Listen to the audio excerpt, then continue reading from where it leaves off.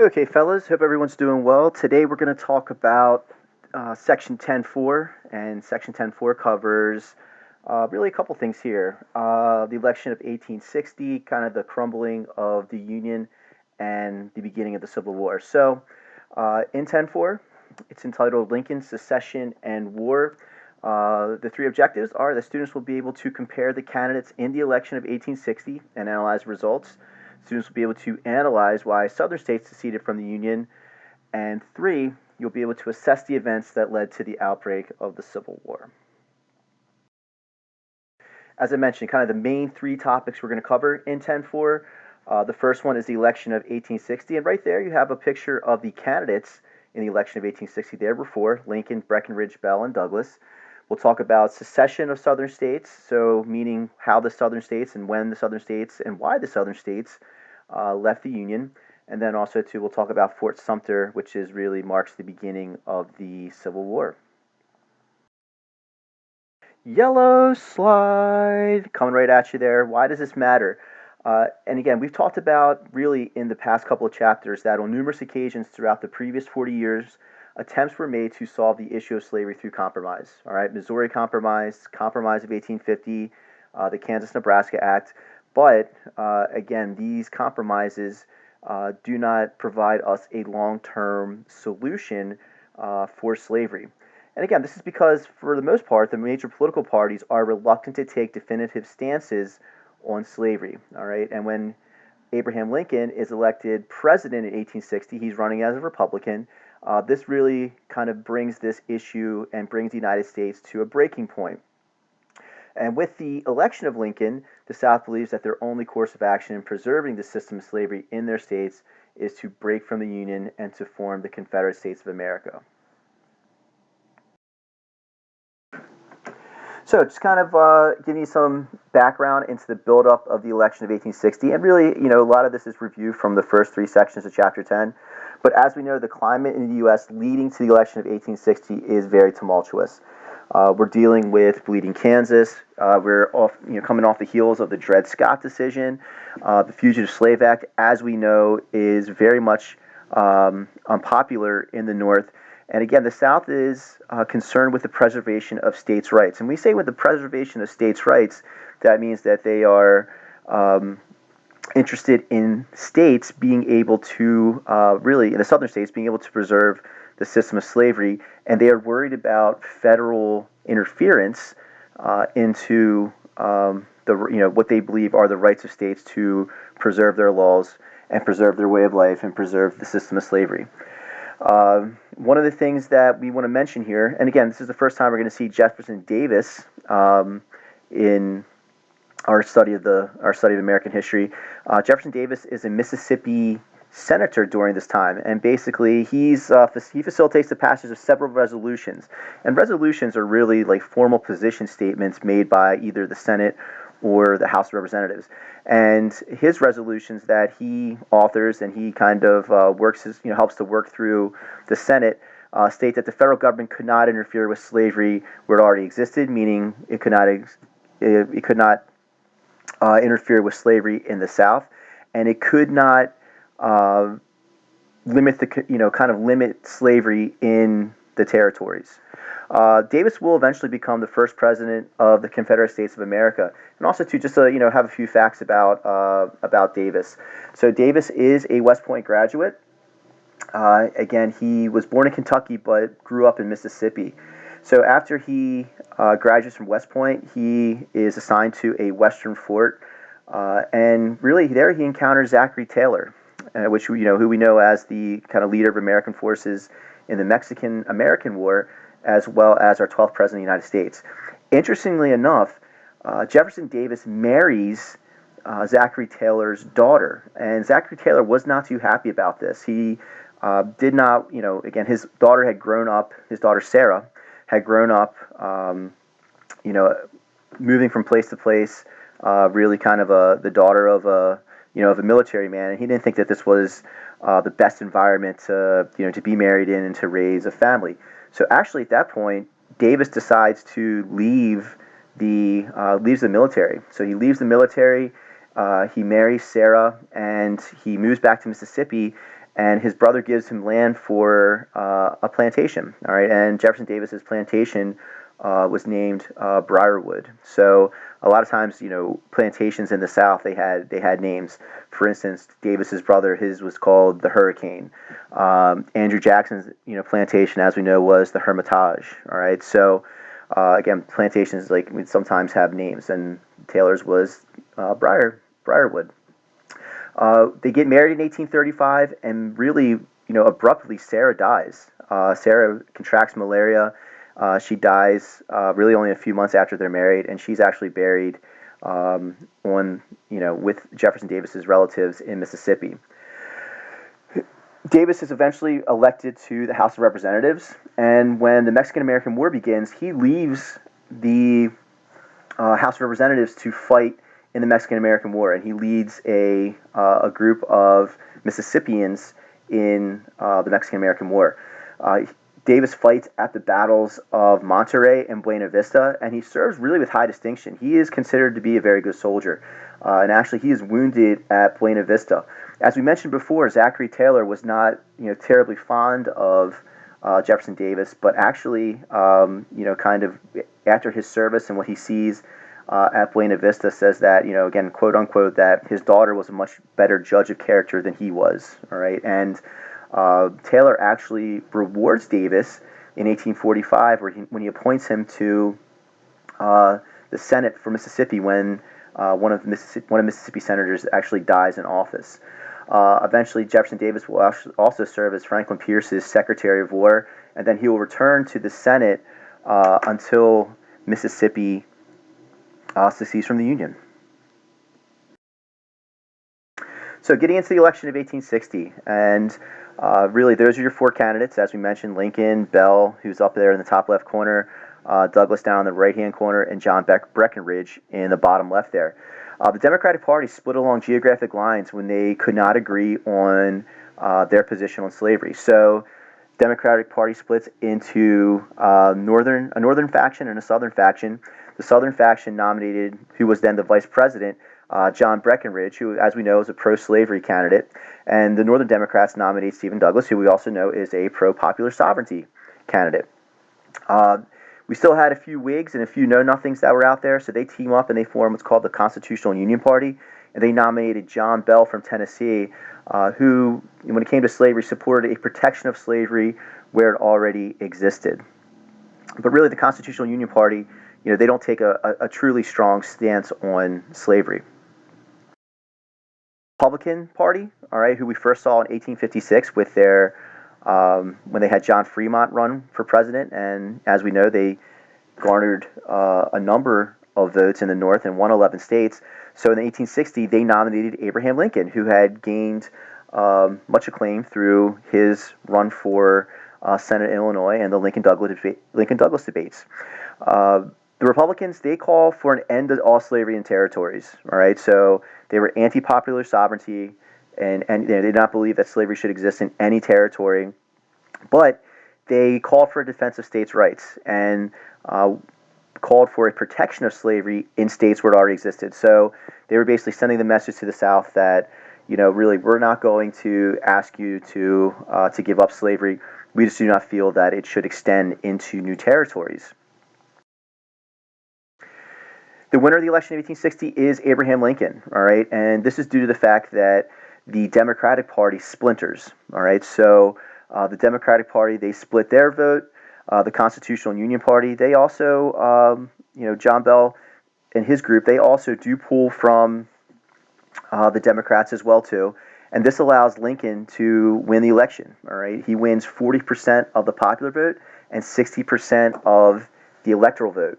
What we do need to mention and what we do need to highlight is that Lincoln does not win one single electoral vote in a southern state. And actually, he does not appear on the ballot in most states in the South. So this kind of, again, illustrates this division geographically between the North and the South. I know you guys are probably thinking, hey, how did this all break down per state? So you had a really nice, very nice map in your textbook. that I wanted to also highlight here. So really kind of gives you a feel for which states each candidate wins, and each candidate does actually win. They do win states, so they do win electoral votes. You can kind of see where Lincoln, he wins Oregon, California, and then just about every single northern state. Breckinridge, he carries the South, including Maryland. And then Bell has that pocket of support there with Virginia, Kentucky, and Tennessee. And though Douglas finishes second in the popular vote, he finishes dead last when it comes to electoral votes, only winning New Jersey and Missouri. Excuse me. So after after Lincoln's elected, really the South, is kind of really deciding how they want to move forward here. So really, December of 1860, and we know that an election would be in November. 1 month later, South Carolina secedes from the Union, and really following South Carolina, 6 other states located throughout the Deep South secede. All right, and that would be states like Alabama, Mississippi, Florida, North Carolina, as well as Texas. February 1861, these 7 states formed the Confederate States of America. All right, so upon forming their new country, they write a constitution. The Constitution protects slavery, but also outlaws the importation of new slaves. And they did this because they wanted to gain the support and the recognition of European countries like France and England. So, where again, importation of new slaves had been, and slavery in general had been illegal for some time. As we mentioned, Jefferson Davis is chosen president of the Confederate States of America.